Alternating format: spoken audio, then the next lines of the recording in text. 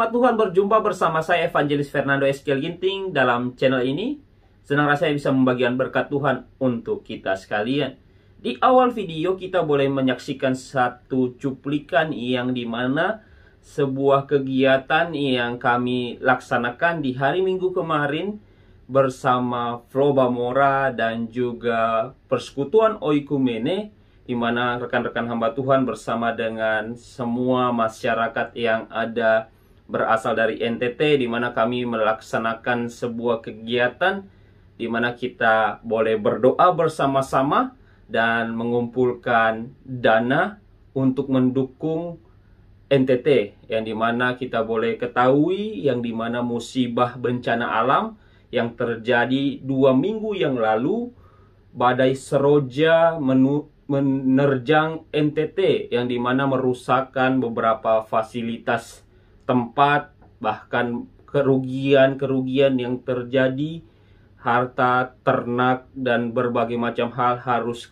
hilang, disapu oleh banjir yang terjadi di NTT, yang dimana kami sebagai orang-orang percaya yang saat ini berada di Hong Kong, yang dimana kami gabung dengan Flow Bamora dan Persekutuan Oikumene, kami tergerak untuk mendoakan. Puji Tuhan boleh berjalan dengan baik dan juga didukung dengan Bapak Konjen boleh hadir bersama-sama dalam kegiatan yang ada. Ya, kita akan kembali dengan seri perenungan kita dalam Kitab Amsal yang akan kita lanjutkan dari Amsal pasal yang ke-15 ayat yang pertama sampai ayat yang ke-10.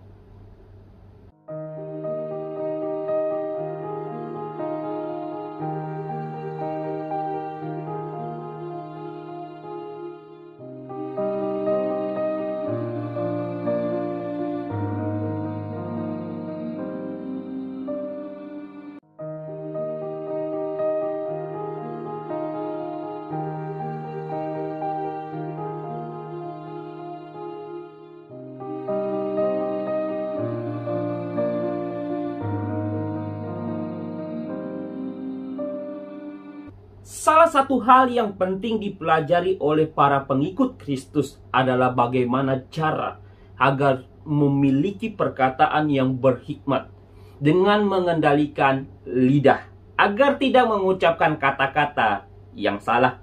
Karena kata-kata yang diucapkan oleh seseorang, baik itu kata-kata positif maupun kata-kata yang negatif, sebenarnya akan memiliki dampak. Seperti yang tertulis pada Amsal pasal yang ke-15 ayat yang pertama, jawaban yang lemah lembut meredakan kegeraman, tetapi perkataan yang pedas membangkitkan marah.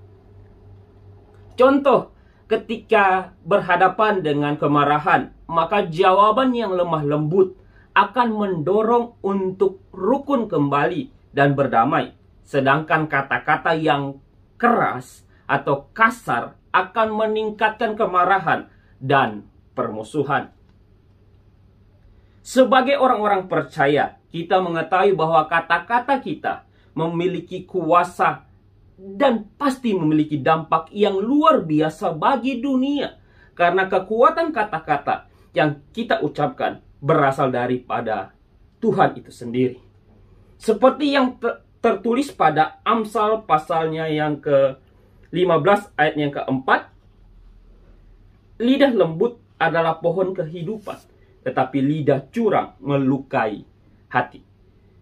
Penulis kitab Amsal tidak hanya mengajarkan bahwa kita harus berbicara dengan volume suara yang pelan dan lembut, tetapi lebih daripada itu, kita diajarkan untuk mengucapkan kata-kata dalam pengetahuan dan hikmat Tuhan, sehingga kata-kata kita senantiasa penuh kasih dan tidak hambar. Sehingga kita tahu bagaimana kita harus berbicara kepada setiap orang. Orang beriman harus belajar mengucapkan kata-kata yang penuh kasih, yang bersifat menenangkan.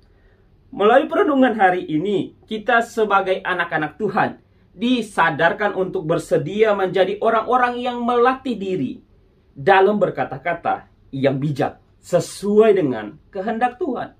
Bagaimana caranya? Sebuah pertanyaan untuk setiap kita. Kita harus bersedia diajari oleh Tuhan.